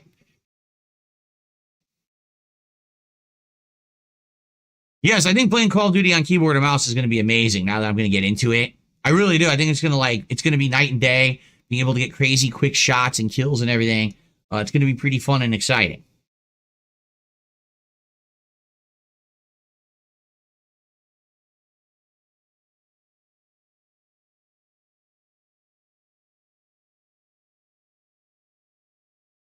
Noble Times says it's terrible. Oh, yeah. Charles says, crazy how Phil has a level 100 setup, just missing the Shure mic now. I don't know. I don't know how much you get it or not. It's very expensive.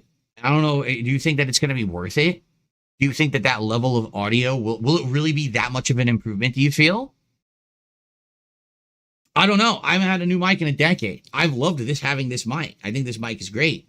But I don't know how much of a change it would really be to have a high-level mic now.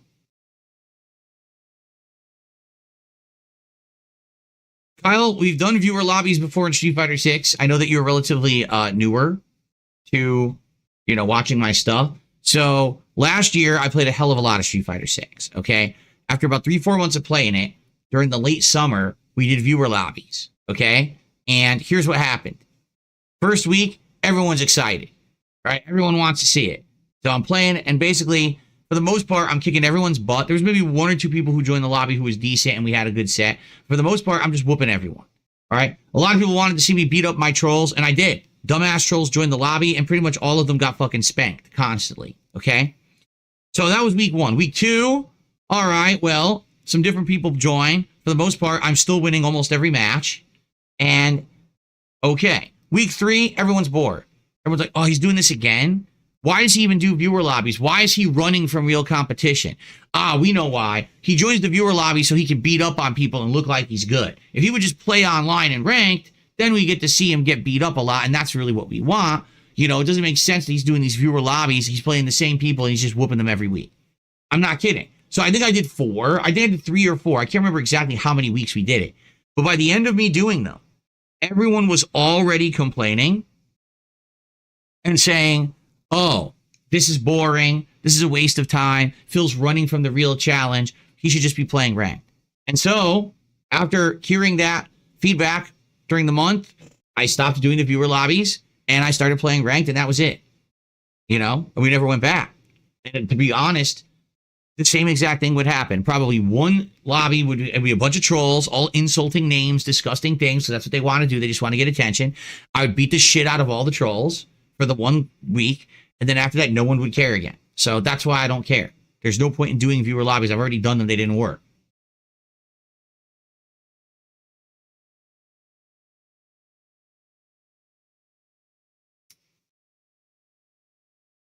The EV RE20 and Shure SM7B are the top dogs in the space. They're both good choices, with each one having slightly different advantages. I love the RE20, and I've had it for a few years. What are the advantages, Aaron? Aaron sounds like he knows what he's talking about. What are the advantages and disadvantages? People were recommending the Shure to me. Like, for example, right now the problem with this mic, it's not the type of mic you can point. It's the type of mic that you have to talk to the front, which I think it's called condenser mic. I'm not sure if it's cardioid condenser, but I have to have it facing me or it doesn't work. If I have it pointing another direction, it sounds very muffled and very, not good. Hence, I have to have it hanging like this, pointing towards me in order for it to work. Okay? If I have the Shure, I know that's the one you can point towards you at the angle, and that I'd have more ways to use it with a boom mic arm like this, and probably it would be better. Like people are saying, the Shure is really good. Apparently, atmospheric noise, like hopefully it would, not take in noise from, say, the TV and stuff like that. I don't know. But here's my concern. With this mic right now, when it's pointed at me, you don't really hear the TV. If it gets too loud, you can, and I do have some filters on it to stop that. For the most part, when it's pointed at me, you can't hear the TV. But it can't be too far away from me. Right? If I get the Shure, or this other one you're talking about as well, the EV RE20, I believe they're directional mics, right? So they can point at you, and so they can be further back. Maybe I can have it further back in an angle or something, so it's off camera. But my concern then is it going to pick up the TV? Like, I don't want to spend over $300 on a mic, try to use it, and everyone's like, dude, every time you boot up a game, it's mad echo, and it sucks. Like, ugh. Remember, the TV is openly playing audio in the room. I'm not wearing headphones, all right? I don't want to wear headphones. I can't. If I start wearing headphones regularly again, I'm going to end up getting ear infections like I had many years ago. It has to be a whole open air environment, and it's working right now. With this microphone, I can play games where people aren't hearing much or any of an echo. So we got to try to keep it that way.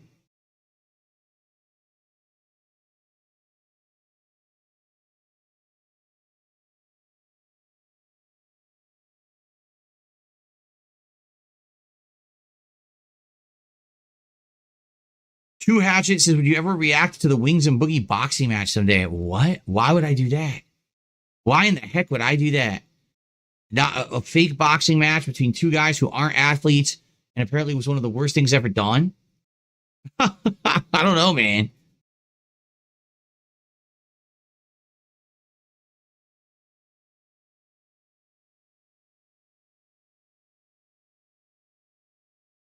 A thing that, by the way, before it happened, I called out should have never happened because it was a joke. It wasn't meant to be serious to begin with.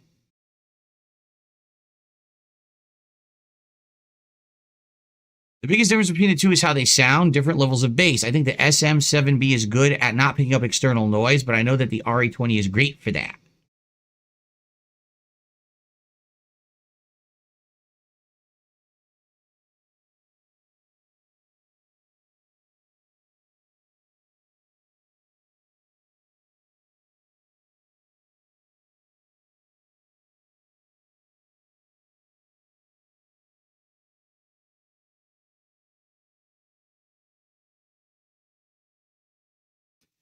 Oh, see, I don't know.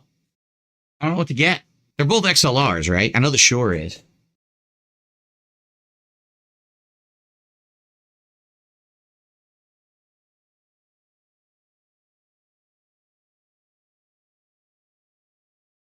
Aaron says he has things playing through his speakers. It never picks up anything other than him talking. Okay.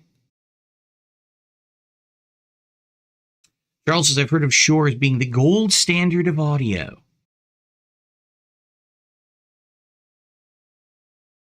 Mm-hmm. Cool. All right, I'll have to look into it. What was the other one? EVRE20. Let me find that one too. I'll look at both.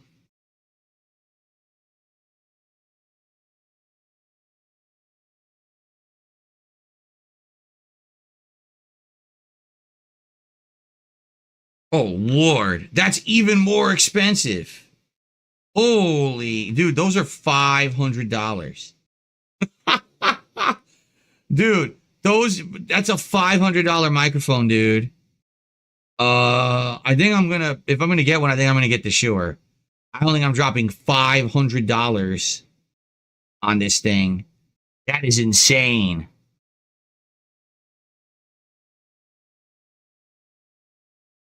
Wow.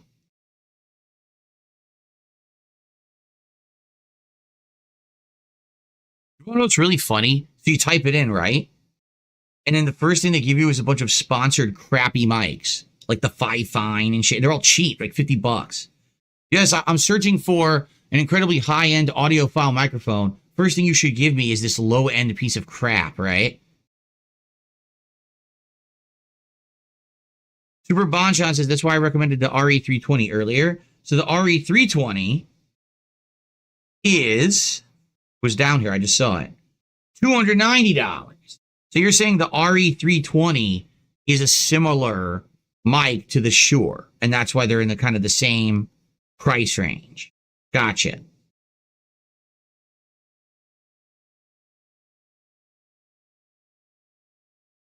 Large diaphragm dynamic vocal microphone.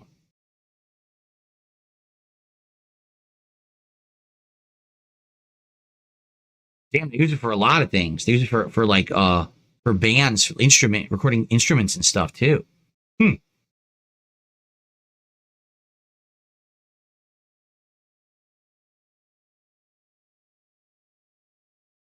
So, all right. So if I was going to get it, it would either be this Electro Voice, which is $290, or the Shure, which is $360. Holy moly. All right. I'll look into them today. I'll try to figure it out if and what I want to do.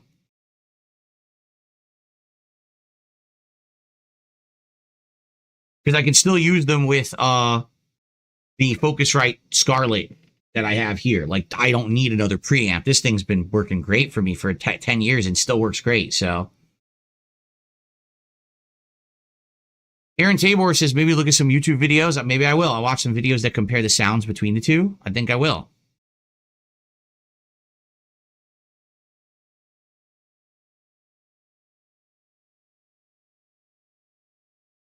Well, Super Bonchon says, the $250 to $300 range is about the baseline for a good mic. A lot cheaper to just move your current mic closer. I mean, yes, but then it's the whole point again.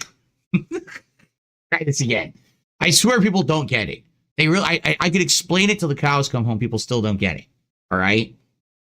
First time ever in my life, I have the opportunity to have a professional setup. Until now, really, it was always bootleg. It was always half-assed, right? Now I'm actually to the point where I'm doing it right. Yeah, I've got the PC. The PCs were the biggest hurdle. The PCs are in line, working perfectly. Now it's all about the other things around, the bells and whistles, the other things, that go on there, right? Do I have a mic that works fine? I do. It's been working fine for 10 years. Okay? But now I'm doing different things. I'm doing effects. I'm playing PC games at a different angle, right? Different quality.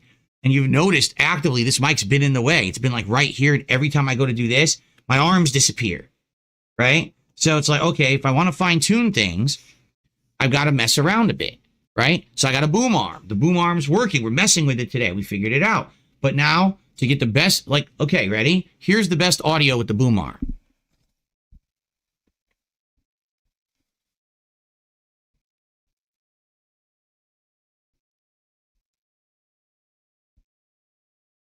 Hello, everyone.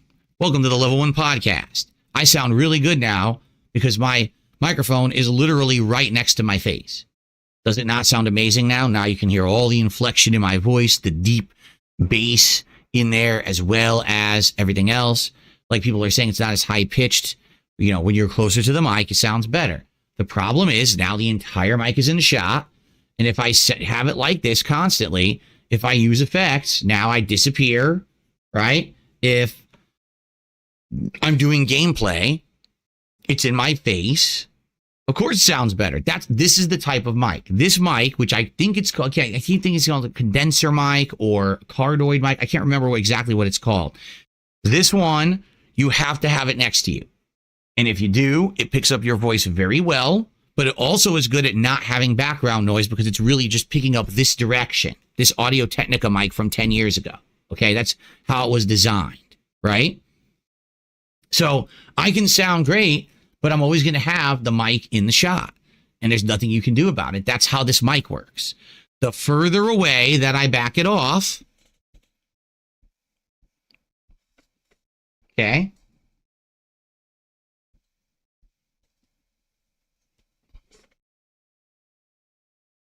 and I either get it out of the shot or if I go higher up,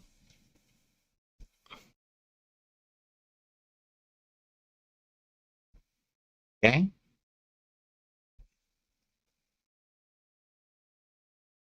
So now it's out of the shot. It's only at one angle. It can even blend in with the background depending on how much I mess with it, right? But now it sounds a lot worse. That's how this mic works, right? It's not a top of the line mic. It was never meant to be a top of the line mic. It was a way that I just got into the whole more professional level of recording or whatever, you know, over a decade ago when I started doing direct capture live streaming every day, right? So there you go. So the question is, what microphone could I get that would be able to be, you know, pointed at me from, say, this distance, and it won't be in the shot?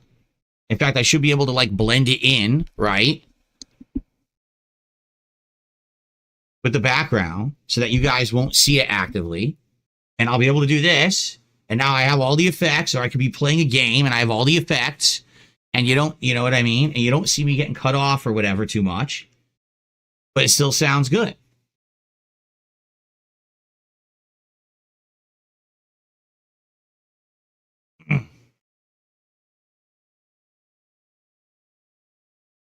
So now Aaron says you're absolutely going to need to be close for the EV or the Shure. That's how they're intended to be used. You want the mic to be about a fist away from your mouth. No, Sin, they do sell mic stands that come from the bottom. That's the worst for my setup. That would literally block the camera shot. If I had a mic stand right here, here's what it would be. Look, I'm going to follow you. Here's where it would go.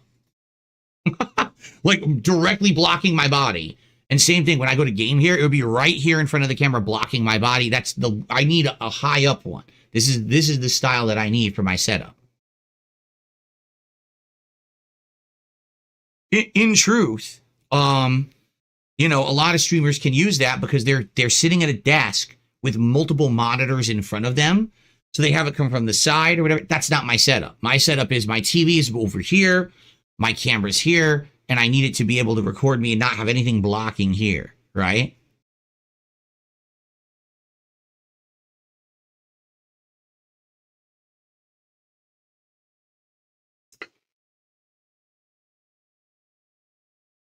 Of course, that's true too. Super Bonchan says, to be fair, 99% of people don't need anything close to the mics that are now being suggested to fill. Yeah, I know. But, you know, this is my life, right?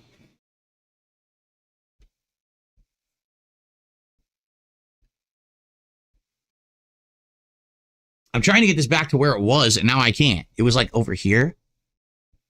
Like that, right? Yeah, it was like right there. Yep. It was like right there, and then angled down. Like that. Because I was going to say, because it was in the blue. It was like firmly in this blue area, just like that. That's how it was. So it was like blended in completely. Now you can't even see it. You wouldn't even know that mic was there unless I pointed it out. But now it doesn't sound as good, right? So if I had the Shure and it was aimed at me, right? Because it wouldn't be hanging down like this. Instead, it would be pointed straight at me. All right? Would the Shure sound better? It probably would, honestly. And it probably would cut out background noise. But I don't know.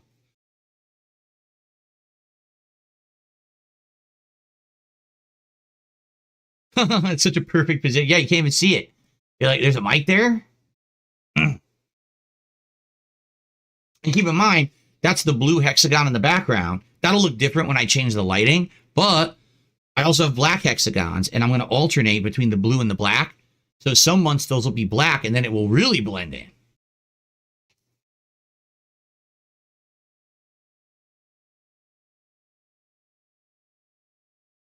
Super Bonchon says, maybe check out the Shure CVB. Oh, man. Hold on. The Shure CVB, huh?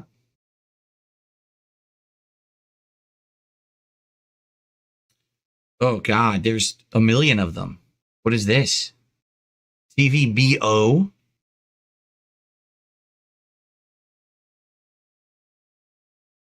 Sound boundary microphone?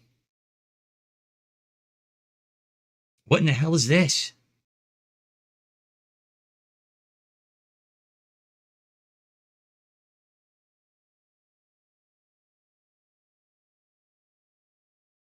I don't even know. I can't even find it.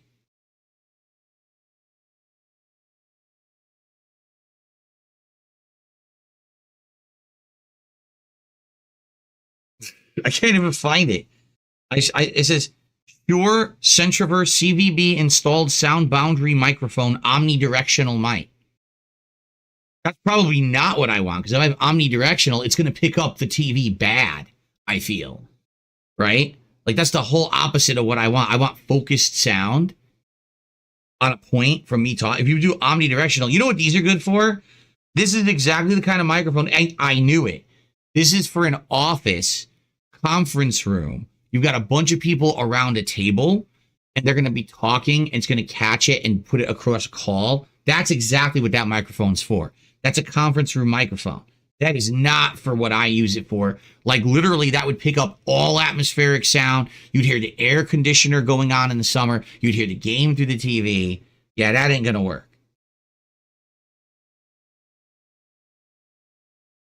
I used to use those. Not that brand, but I used to have those when I worked at my office job. We had those kind of things.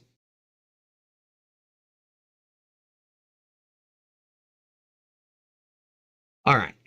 Well, guys, we do have to adjourn. I appreciate you guys hanging out and being a good audience for the podcast and talking me through. All right. Hopefully we'll figure stuff out. Hopefully we'll get to a situation where everything will be perfect. I feel like we will. It's just a matter of testing, and doing things. Like I said, tomorrow I've already got a different boom mic arm coming. This one is 3 arms instead of the 2-part like this one is. It's 1 and 1 and 1. This allows you to better have an arc with it. And so if that one actually goes really high, I might be able to go way up here. I might be able to have it right above my head, depending on how big it is. And then maybe we could arc it down better and it'd be even better. I don't know. So that's coming tomorrow. And like I said, I got a few other odds and ends. We got a pad coming for the desk.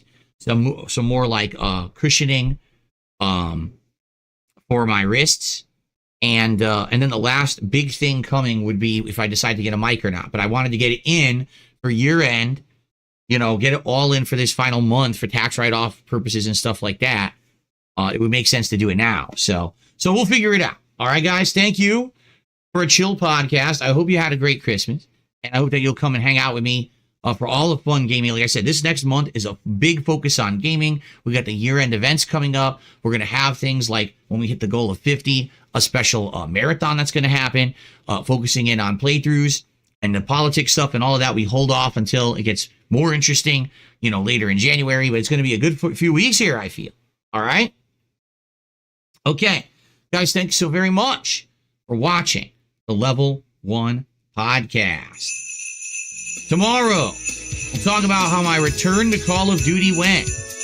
I sure hope it'll go good. I hope that it'll be well, and I'll kick butt today. We'll find out. But thank you guys for watching, and I appreciate you all. See you tomorrow.